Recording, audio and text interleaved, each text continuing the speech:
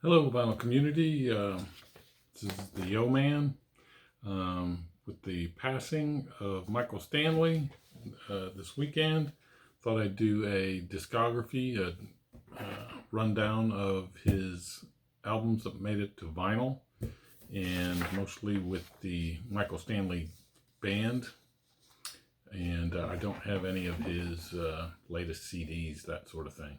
Anyway, first off, I'm going to start off with 1969's Silk is the band, and the title of it is Smooth as Raw Silk, and he is credited as Michael G. So his real name is Michael Stanley G, and this is before he did the Michael Stanley. And this is kind of a psychedelic, some of it is, and it's got three good songs: Foreign Trip, Long Haired Boy, and Schizo Blues. So Schizo Blues opens up the second side, and that's kind of a psychedelic one. And this is produced by Bill Szymczyk, and it's an ABC record. And Bill Szymczyk would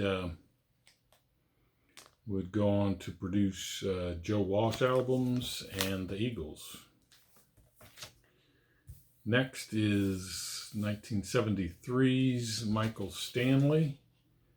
It's his solo debut, and he's got a few extra guys. Joe Walsh plays guitar on it, and there's other guests. Joe Vitale from Joe Walsh's group is doing the drums. Rick Derringer and Todd Rundgren are on here.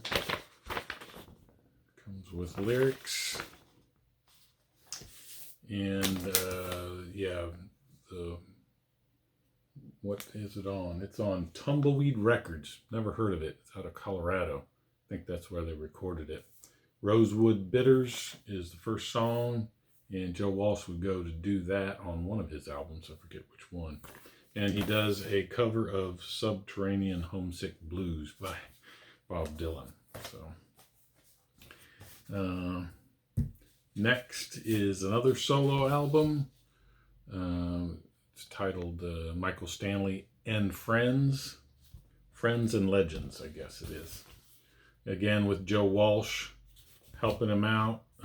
Joe Vitale on drums, I do believe. Ken Passarelli, also from Joe Walsh's band, is on bass.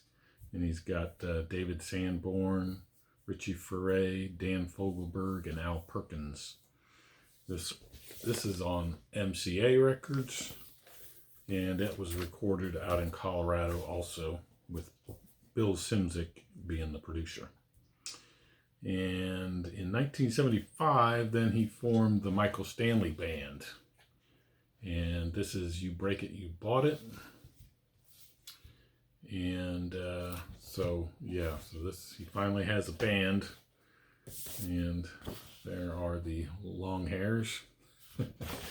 And he recruited Jonah Cosland from a local band. Dan Pecchio on bass.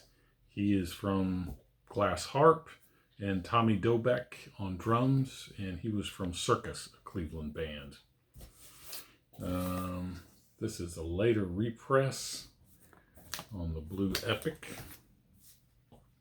And Waste a Little Time on Me is the good song on that one. All right, the Michael Stanley Band's second one is Lady's Choice. This is 1976. And again, Jonah Cosland on guitar, Dan Pecchio on bass, and Tommy Dobeck on drums. It's got words on here. And Strike Up the Band and One Good Reason are the good songs on this one. And then 1977. This is the Double Live Stage Pass album, and recorded at the, I think it's a Agora Ballroom, if I'm not mistaken. 1977, double live again. Some of the standout tracks. Nothing's Gonna Change My Mind, and produced by Bill Simzik also. And now they changed labels in 1978 with Michael Stanley Band's Cabin Fever. They went to England and found a producer, Robert John Lang. So that would be Mutt Lang. And this is before he got too famous, I guess, Def Leppard fame. And let's see. This is the last one for Dan Pecchio on bass. And they do pick up a new guitarist, Gary Markaski. And Jonah Coslin is not on this album. This is a good album. One of my favorites. One of the three that I would recommend. This is on Arista. Side 1 is good. Baby If You Want to Dance, Misery Loves Company, and Why Should Love Be This Way. So I highly recommend that one, Cabin Fever. In 1979, they followed it up with Greatest Hints. Something like a Greatest Hits, but Greatest Hints. Yeah, it's a little not as good. And they have a different producer, Harry Maslin. Yeah, didn't quite work out. There was only one good song on here, Promises. And there's a little write-up in there. Again, Arista. This is our last one on Arista. So kind of avoid that one. In 1980, they changed to EMI Americas. And they produced their best album, my favorite, is Michael Stanley Band's Heartland. And they have a guest appearance by Clarence Clemens on the saxophone on 3 songs. Side 1 is real good on this album. And I think one of their first top 40 hits is All I Ever Wanted, which is on side B. But anyway, really solid album. This is the one to get. EMI America's Green Label. 1981, they followed it up with Northcoast. And this is the third one that I would recommend. Side 1 is real good on here. In the Heartland, When Your Heart Says It's Right, and Somewhere in the Night. Those are real good songs. There. And there's one of the few times that Michael Stanley doesn't have a beard. So, anyway. And it's on EMI Americas again. Let's see. That one they produced themselves. So there was 2, the Heartland and the Northcoast. No, pardon me. Northcoast, Eddie Kramer helped them produce this one.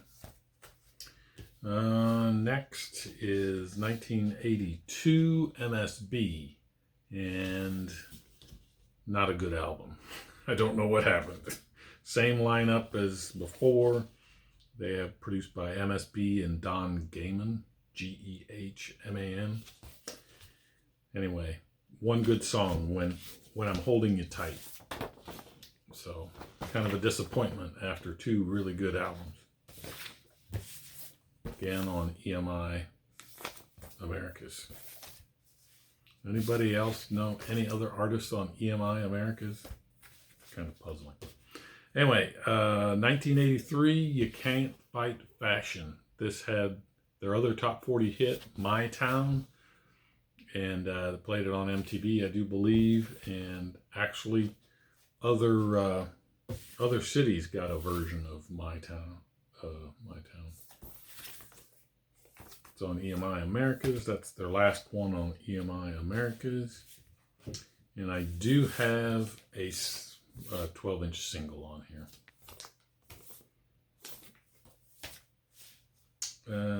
So then they lost their record deal, and they decided to produce another couple albums by themselves. 1984, 4th and 10. This is a live album that they recorded at Blossom Music Center in Cuyahoga Falls in 1984. Same lineup as Northcoast and Heartland, I do believe. Maybe Gary Powers comes in. Custom label. And finally, in 1986, they produced a studio album, self-produced, Michael Stanley Band, Inside Moves, 1986. Nothing really stands out about this album, but that will conclude the discography that I'm showing here. Yeah, custom labels. So, yeah, sorry to hear of Michael Stanley's passing. I live in Houston now, so I don't get too much of the Cleveland news. But actually, it was Rock History Music Channel on Sunday morning that announced that, Michael Stanley, his family had announced that he had died of lung cancer. He was 72 and had been battling it for months. Anyway, this is for all the Cleveland people out there that are going to miss Michael Stanley. He was, what was he described as? The king of Cleveland. So after he was done doing his albums, then he was on TV for a couple years doing PM Magazine, which is kind of a personality magazine that they would do stories about Cleveland, people around Cleveland. And then WNCX, he was a disc jockey then for about 20 years on the radio. So I got to listen to him a few times whenever I was in town visiting family, that sort of thing. So anyway, I will call out and see if Bill's Box of Sound, he's a Cleveland guy, see if he knew Michael Stanley or ran around and met up with him. Anyway, thanks. Bye.